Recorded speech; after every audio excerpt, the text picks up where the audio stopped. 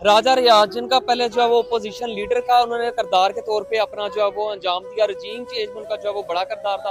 बाद में ना अपोजिशन लीडर रहे वो, और ना ही वो सियासत, उनका जो बेटा है वो सियासत में खड़ा हुआ था, वो भी हार गया। तो उन्होंने कहा अब हम सियासत से तो दूर हो गए हैं, तो दोबारा से जो वो पैसे कमाते हैं, दोबारा पैसों की तरफ जाते हैं। इसी वाले से अकबराबाद आबादी जहाँ पे जो है वो हमारे भाई जो मसीह बरादरी जो है वो पिछले 60-70 साल से जो है वो यहाँ पे रह रही थी, और राजा रियाज की ये जगह थी जिन्होंने उन्हें जो वो पैसे देकर जो है वो मसीह बरादरी ने उनसे जो है वो जगह खरीदी थी, जिसकी जो है वो रसीदें भी उनके पास मौजूद है। लेकिन अचानक राजा रियाज को याद है कि मैं क्या गलती कर बैठा हूँ, क्योंकि यहाँ पे जो है वो जमीन का रेट बढ़ गया। मेन ये रोड है अकबराबाद और ये लाइट मोड़ के पास, तो उन्होंने कहा मैंने तो पहले बड़ी सस्ती दे दी है, अब सियासत भी नहीं हम जीत सके तो कहीं ना कहीं से तो पैसा कमाना है ना। तो इसलिए उन्होंने आज क्या किया, क्योंकि जैसे कि आपको पता है नून लीग हुकूमत में उनका हाथ पड़ता है, तो आके आज जो है वो अपने असर रसूख रख के यहाँ पे अपने साथ प्राइवेट बंदे ला के, और साथ ही जो है वो दीगर पुलिस वाले ला के इनके जो मसीह बरादरी के जो घर हैं, एक तो उनके जो है वो 2-3 घरों में जो है वो कब्जा करने की कोशिश की, और इन्हें जो है वो वार्निंग दी गई कि अगर आप जो घर खाली नहीं करवाएंगे तो हम आपको जब जबरदस्ती घरों से बाहर निकाल कर जो है वो घरों पे जो अपना कब्जा कर लेंगे।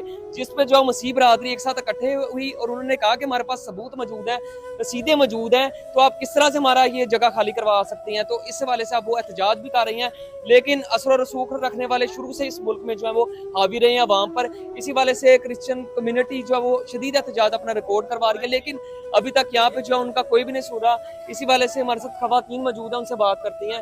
अच्छा ये बताइएगा, ये क्या सारा मामला पेश आया है कि आप 50-60 साल से आपकी नस्लें यहाँ पे रह रही हैं, तो अचानक उन्हें याद आ गया वोट मांगने के लिए यही लोग होते हैं जो आपके घरों घरों में आते हैं, और आप जैसे ही वोट उन्हें पता हम हार गए, अब ये मुखालिफ हो गए। और जब इलेक्शन थे तो बहुत सारे लोग यहाँ पे आके वोट मांगते थे, और हमारी कौम भी इसी तरह क्या है कि वो बातों में आके तो वोट दे देते हैं, हालांकि ऐसे नहीं होना चाहिए। और बहुत बार ऐसे हो चुका है कि मसीहियों के साथ ऐसे नाइंसाफी होती है, जो कि गलत बात है। अगर पाकिस्तान में हम लोग रह रहे तो हमें पूरे पूरे तहफ्फुज़ मिलने चाहिए। हम लोग ऐसे नहीं रह रहे, हम लोग जहाँ पे भी रहते हैं हम हर चीज को देखते हैं। अगर हर एक कम्युनिटी को देखा जाता तो फिर मसीहियों को भी देखा जाए। हम लोग गरीब है तो इसका मतलब ये नहीं कि हमें घरों से निकाल के और यहाँ पे खड़ा किया जाए और हमारे घरों को ताले लगाए जाए। हमारी बात को जो है वो हर जगह पर पहुंचाना चाहिए। अगर मीडिया दुनिया पे काम कर रही है ना, तो मीडिया का ये काम बनता है कि मसीहियों की बात को पूरी दुनिया पर पहुंचाया जाए। आप बताइएगा, मिनोरिटीज की बातें तो बड़े लोग करते हैं अवान में भी जाके, पर इधर जो राजा रियाज जिनका सियासत में इतना हाथ डलता है, अब उन्हें कोई पूछने वाला नहीं है जो मसीह बरादरी के साथ रुका रहे हैं। शुरू से जब से हम लोग पढ़ते आए हैं, स्टार्टिंग से हम सुनते हैं कि कायदे आज़म ने हम लोग को यही सिखाया है कि अक़लियतों को हम लोगों ने अक़लियतों को पूरा हिस्सा दिया है। उन्होंने शुरू से जब से वो खिताब देते थे तो उन्होंने ये सिखाया हम लोग को। किताबों पे हम पढ़ते आए हैं, हम देखते हैं, लेकिन आज जब अप्लाई करने का मौका आया तो कुछ भी नहीं है। सुबह से हम लोग इधर बैठे हैं, 3 बजे से आके कोई भड़ा नहीं आया है, कोई भी किसी ने आके हमारी बात नहीं सुनी है। सुबह से सारे इधर बैठे हुए हैं, तरले कर रहे हैं मीडिया की। मीडिया जब मीडिया आई है तो अभी तक कुछ भी नहीं हुआ है। पहली बात तो ये है कि हम लोग ठीक है, हम लोग 70 साल हो गए, 60-80 साल हो गए हम लोग इधर बैठे। ये नहीं कि ये पहली जनरेशन जो इधर सर्वाइव कर रही है, थर्ड जनरेशन है। थर्ड जनरेशन होना एक बहुत बड़ी बात है। 3 नस्लें एक जगह पे इतनी देर से इकट्ठी रह रही है, कैसे हो सकता है कि उसने इतने पैसे भी लिए हैं? 1.5 करोड़ उसने हमसे ले लिया, 3 करोड़ टोटल बनता है। अब इतने पैसे उसने ले लिए, अब इतने इसके बाद भी वो कह रहा है कि आप लोगों ने कोई पैसे नहीं दिए। पैसे लेके अब वो मुकर गया है कि आपने नहीं लिए। उधर जाके उन्होंने अपने प्राइवेट लोगों को बुलवाया।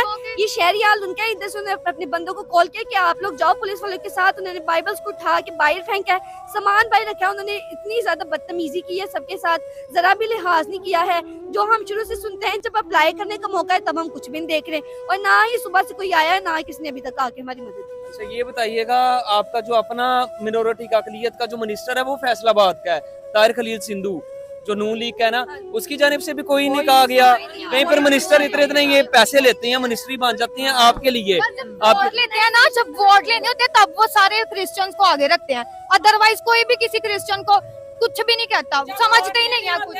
ने वोट लेना था तो सारे अवाम ने, हमारी गलियों वाले 3, 4, 5 सारी सब ने मिलकर उस में अकाम बढ़ चढ़ के हिस्सा लिया। और जहाँ तक कि हमने केक काटे, हमने जलसे किए और राजा रियाज के लिए अब हम बेघर होकर गली नंबर 1 का सामान बाहर निकाल कर फेंका उन्होंने, और हमारी बेइज्जती किया। औरतें, नन्हे मुन्ने बच्चे सारे वहाँ पे खड़े थे, और जिन्होंने हमारे साथ बदतमीजी के साथ उन्होंने बिहेवियर किया। हम उम्मीद करते हैं अपने खुदावन से कि वो हमारी सुनेगा और जरूर सुनेगा।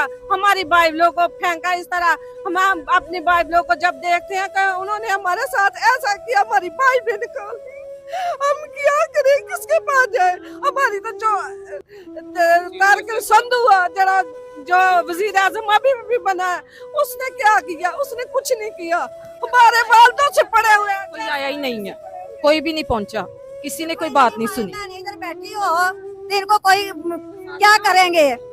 किसी को है को पता चलता? कोई है कोई खुदा का कोई खौफ इनके दिल में? कोई खौफ नहीं दिल में। जैसे कि जो ताहिर खलील सिंधु हैं, वो अभी जो है वो मिनिस्टर बने हैं ह्यूमन राइट्स के, जो कि खुद वो एक मसीह हैं और उन्हें चाहिए अपने जो मसीह भाई हैं उनके साथ हैं, उनका हमदर्द बने उनके साथ, क्योंकि वोट मांगने के लिए इनकी बेस पर जो है वो वोट मांगते हैं, इक़्तिदारों में बैठते हैं, लेकिन उसके बावजूद जब इन पे कोई मसाइल आते हैं तो चुप करके जो बैठ जाती हैं। जबकि इतने इतने मिनिस्टरों आगे पीछे प्रोटोकॉल, तो क्या ऐसे प्रोटोकॉल का फायदा? क्या ऐसी आप जो तनख्वाहें लेती हैं सरकारी, जब आप अपनी जो बरादरी को जो वो तहफ़्फ़ुज़ ही नहीं दे सकते? तो इनका भी ये चीफ जस्टिस से और पाकिस्तान से मुतालबा है और कि हमें जो है इंसाफ फराहम किया जाए। हमारे पास तमाम सबूत मौजूद है, लेकिन उसके बावजूद जो सियासतदान है वो जैसे कि हमेशा वहां पर जो है वो हावी रहे हैं, इसी तरह से जो राजा रियाज जो है वो पहले जिनका एक बड़ा किरदार था सियासत में, अब वहां से नहीं रहे, तो उन्होंने कहा अब इनसे जो इनके घर खाली करा के यहाँ पे कमर्शियल प्लाजे बनाए या कोई चीजें बनाए और पैसे छापे। गलती हो गई, वोटों के लिए बहुत कुछ करना पड़ता है ना, देना पड़ता है वोट मांगने के लिए, पहले सस्ती चीजें देनी पड़ती हैं। अब उन्होंने कहा इक़्तिदार तो चला गया, सियासत भी खत्म हो गई मेरी और मेरे बेटे की, अब चलो जो हमने जमीनें सस्ती दी हैं वो तो वापस लें। तो यही अपील है चीफ जस्टिस से भी, दीगर जो इनके मिनोरिटीज के जो मिनिस्टर हैं उनसे, कि अगर आप कोई काम कर नहीं सकते तो मेहरबानी पर मिनिस्टर ना बना करें और इन सब के लोगों की जो सुना करें।